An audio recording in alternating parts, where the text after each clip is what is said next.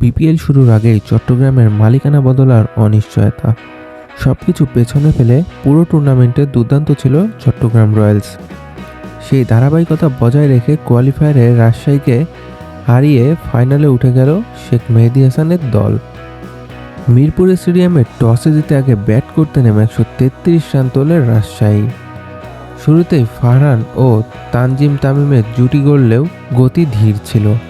21 run করে ফেরেন ফারহান, সর্বোচ্চ 41 রান করেন তামিম।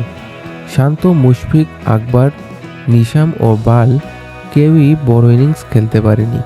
শেষ দিকে আব্দুল গাফর সাকলাইনের 15 বলে 32 রানের ক্যামিওতে লড়াকু সংগ্রহ পায় রাজশাহী।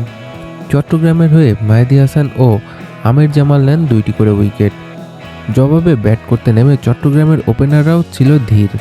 নাঈম শেখ 38 বলে করেন 30 রান, আর মির্জা তাহির বেগ 47 বলে করেন 45 রান। এরপর হাসান নওয়াজের 14 বলে 20 রানের ম্যাচ আরও সহজ করে দেয়। শেষ ওভারে 9 রানের সমীকরণ দাঁড়ালে ঠান্ডা মাথায় 9 বলে 19 রান করে অপরাজিত থেকে জয় নিশ্চিত করে অধিনায়ক মেহেদী হাসান।